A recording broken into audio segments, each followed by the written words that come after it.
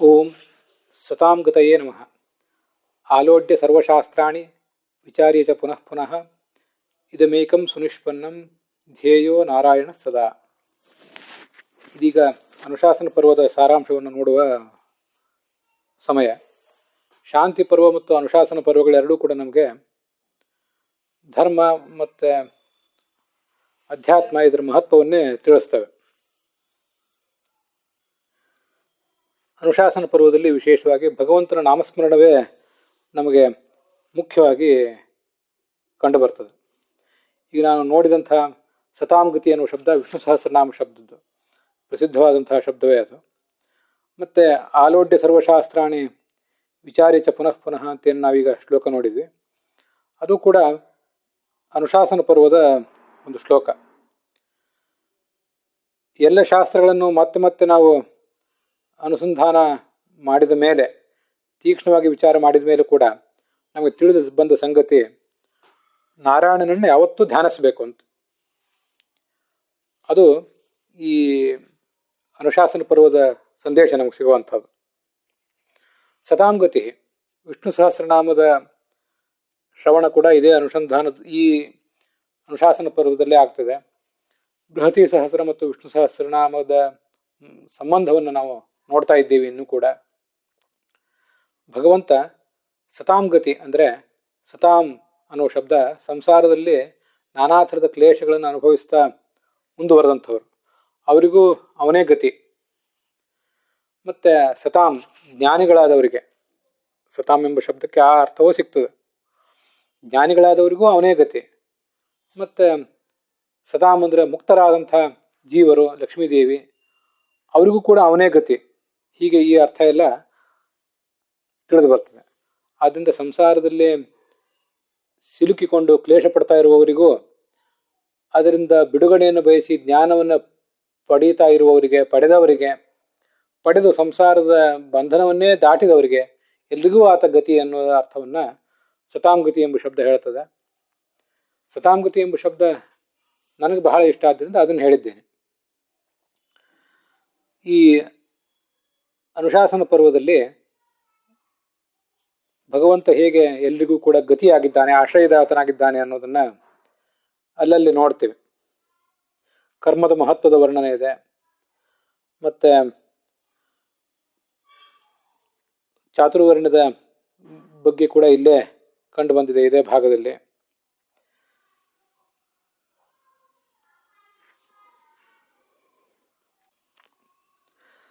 ಮಹಾಭಾರತ ಅನ್ನೋದು ಧರ್ಮ, ಅರ್ಥ, ಕಾಮ, ಮೋಕ್ಷ ಎಲ್ಲದಕ್ಕೂ ಕೂಡ ಸಂಬಂಧಪಟ್ಟ ಎಲ್ಲ ವಿಷಯಗಳನ್ನು ಹೇಳ್ತದೆ. ಇಲ್ಲಿ ಏನಿದೆಯೋ ಅದೇ ಬೇರೆ ಕಡೆ ಇರ್ಲಿಕ್ಕೆ ಸಾಧ್ಯ, ಇಲ್ಲಿ ಇಲ್ಲದಿರುವುದು ಮತ್ತೆಲ್ಲೂ ಇಲ್ಲ ಅನ್ನೋದನ್ನು ನೋಡಿದ್ದೇವೆ. ಸ್ತ್ರೀ ಪುರುಷರ ದಾಂಪತ್ಯಕ್ಕೆ ಸಂಬಂಧಪಟ್ಟಂತೆ ಸ್ತ್ರೀಗೆ ದಾಂಪತ್ಯದಲ್ಲಿ ಅತ್ಯಂತ ಹೆಚ್ಚಿನ ಸುಖ ಅನ್ನೋದನ್ನು ಅನುಶಾಸನ ಪರ್ವ ಹೇಳಿದೆ. ಅದನ್ನು ಹೇಳಿದಂಥವನು ಬ್ರಹ್ಮಚಾರಿಯಾದಂಥ ಭೀಷ್ಮ, ಕೇಳಿದವನು ಧರ್ಮರಾಜನಾದಂಥ ಯುಧಿಷ್ಠಿರ. ಅದನ್ನು ನಾವು ಹಿಂದೆ ಶಾಂತಿ ಪರ್ವದಲ್ಲೇ ಪ್ರಸಂಗ ಬಂದಿದ್ದರಿಂದ ನೋಡಿದ್ದೇವೆ.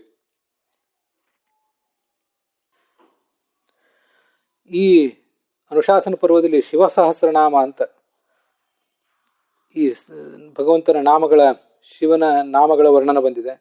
ಅದನ್ನು ವಿಷ್ಣು ಪರವಾಗಿಯೂ ಕೂಡ ಹೇಗೆ ಅನುಸಂಧಾನ ಮಾಡಬಹುದು ಅಂತ ಅನ್ನೋದನ್ನು ನೋಡಿದ್ದೀವಿ ನಾವು.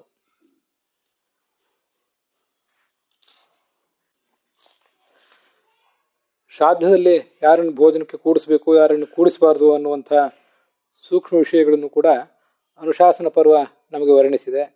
ಗಂಗೆಯ ಮಹತ್ವವನ್ನು ವರ್ಣನೆ ಮಾಡಿದೆ. ತೀರ್ಥಕ್ಷೇತ್ರಗಳ ಮಹತ್ವವನ್ನು ವರ್ಣನೆ ಮಾಡಿದೆ. ದಾನಕ್ಕೆ ಪಾತ್ರರ್ಯಾರು ಅಪಾತ್ರರ್ಯಾರು ಅನ್ನುವುದನ್ನು ತೋರಿಸಿಕೊಟ್ಟಿದೆ ನಮಗೆ ಈ ಅನುಶಾಸನ ಪರ್ವ.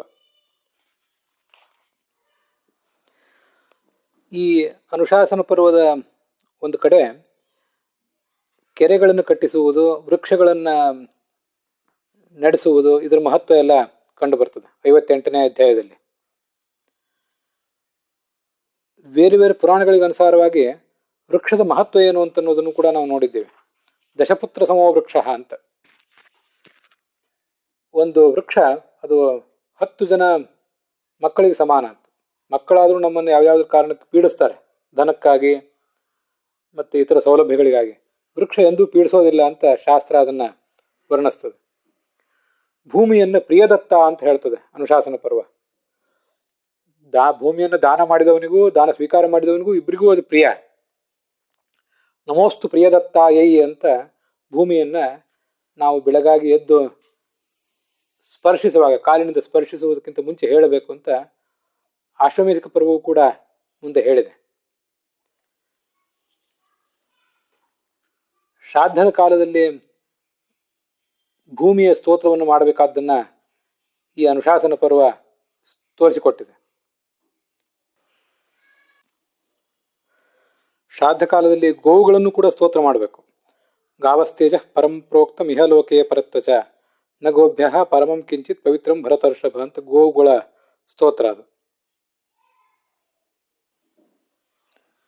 ಸ್ತೋತವ್ಯಾಚೇಹ ಪೃಥಿವೀ ನಿವಾಪಸ್ಯೇಹ ಧಾರಿಣಿ ವೈಷ್ಣವೀ ಕಾಶ್ಯಪಿ ಚೇತಿ ತಥೈವ ಇಹ ಅಕ್ಷಯ ಅಂತ ಭೂಮಿಯ ಸ್ತೋತ್ರವನ್ನು ಕೂಡ ಶ್ರಾದ್ದ ಕಾಲದಲ್ಲಿ ಮಾಡಬೇಕು ಅಂತ ಹೇಳ್ತದೆ ಅನುಶಾಸನ ಪರ್ವ. ಅದು ಅನ್ನದಾನದ ಮಹತ್ವವನ್ನು ವರ್ಣನೆ ಮಾಡಿದೆ. ಗೋದಾನದ ಮಹತ್ವ ಎಷ್ಟು ಅಂತ ಅನ್ನೋದನ್ನ ಸ್ವಯಂ ಯಮಧರ್ಮ ವರ್ಣನೆ ಮಾಡಿದ್ದು ಕೇಳಿ ಬರ್ತದೆ.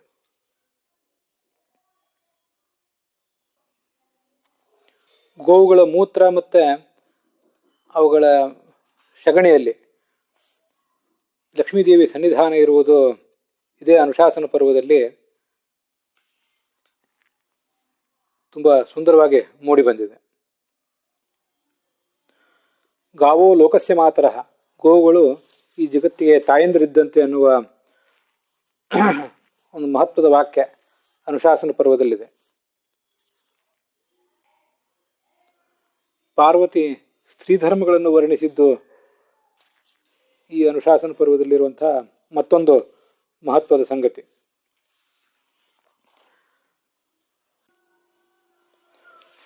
ಈ ಅನುಶಾಸನ ಪರ್ವ ಇನ್ನೂ ಮುಕ್ತಾಯ ಕಂಡಿಲ್ಲ. ಅದರ ವಿಷ್ಣು ಸಹಸ್ರನಾಮದ ಪ್ರವಚನ ಇನ್ನೂ ಮುಕ್ತಾಯ ಕಂಡಿಲ್ಲ. ಆದ್ದರಿಂದ ಆದರೆ ಭೀಷ್ಮ ಮರಣದವರೆಗೆ ಆ ಅನುಶಾಸನ ಪರ್ವ ಪೂರ್ಣವಾಗಿ ಸಮಾಪ್ತನೇ ಆಗಿದೆ.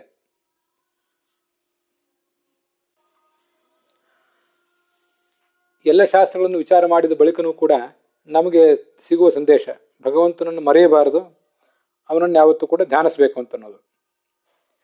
ತಸ್ಮಾತ್ ತ್ವಂ ಗಹನಾನ್ ಸರ್ವಾನ್ ತ್ಯಕ್ತ್ವಾ ಶಾಸ್ತ್ರಾರ್ಥ ವಿಸ್ತರಾನ್ ಅನನ್ಯಚೇತಾ ಧ್ಯಾಯಸ್ವ ನಾರಾಯಣ ಮಜಂ ವಿಭುಂ. ಶಾಸ್ತ್ರದ ಅನೇಕ ಗಹನ ವಿಷಯಗಳು ನಿನಗೆ ಅರ್ಥ ಮಾಡ್ಕೊಳ್ಳಿಕ್ಕೆ ಕಷ್ಟ ಅಂತ ಕಾಣಿಸಿದರೆ ಅವೆಲ್ಲವನ್ನು ಬದಿಗಿಡ, ತಿರಸ್ಕಾರ ಮಾಡಬೇಕು ಅಂತ ಅರ್ಥ ಅಲ್ಲ. ಅದೆಲ್ಲದಕ್ಕಿಂತಲೂ ಭಗವಂತನ ಭಜನೆ, ಅನನ್ಯ ಮನಸ್ಕನಾಗಿ ನಾರಾಯಣನನ್ನ ಸ್ತುತಿಸುವುದು ಹೆಚ್ಚಿನ ಧರ್ಮ ಅಂತ ತಿಳಿದುಕೋ ಅಂತ. ಕೋಧರ್ಮ ಸರ್ವಧರ್ಮಾಣ ಭವತಃ ಪರಮೋಮತಃ, ಎಲ್ಲ ಧರ್ಮಗಳಿಗಿಂತಲೂ ಅತ್ಯಂತ ಹೆಚ್ಚಿನ ಧರ್ಮ ನಿನಗೆ ಯಾವುದು ಇಷ್ಟ ಅಂತ ಯುಧಿಷ್ಠಿರ ಭೀಷ್ಮರನ್ನು ಕೇಳಿದಾಗ ಅವರು ವಿಷ್ಣು ಸಹಸ್ರನಾಮದಿಂದ ಭಗವಂತನನ್ನು ಸ್ತುತಿಸುವುದೇ ಅತ್ಯಂತ ಮಹತ್ವದ ಧರ್ಮ ಎಲ್ಲ ಧರ್ಮಗಳಿಗಿಂತಲೂ ಅಂತ ವರ್ಣನೆ ಮಾಡ್ತಾರೆ. ಅಂಥ ವಿಷ್ಣು ಸಹಸ್ರನಾಮವನ್ನು ನಮಗೆ ತೋರಿಸಿಕೊಟ್ಟಂಥ ಪರ್ವ ಇದು, ಈ ಅನುಶಾಸನ ಪರ್ವ. ಇದರೊಂದಿಗೆ ಆ ಅನುಶಾಸನ ಪರ್ವದ ಸಾರಾಂಶದ ಭಾಗ ಸಮಾಪ್ತವಾಗಿದೆ. ಅನುಶಾಸನ ಪರ್ವ ಇನ್ನೂ ಪೂರ್ಣವಾಗಿಲ್ಲ. ಬೃಹತಿ ಸಹಸ್ರ ಮತ್ತು ವಿಷ್ಣು ಸಹಸ್ರನಾಮದ ಶ್ರವಣ ಇನ್ನೂ ಮುಂದುವರೆದಿದೆ. ಆದರೆ ಅದು ಮುಕ್ತಾಯ ಕಂಡಾಗ ಗುರುಗಳಾದಂಥ ಪೇಜಾವರ ಶ್ರೀಪಾದರಿಗೆ ಅದು ಸಮರ್ಪಿತ ಆಗಬೇಕು. ಯಾಕಂದ್ರೆ ಅದು ಪ್ರಾರಂಭ ಆದಾಗ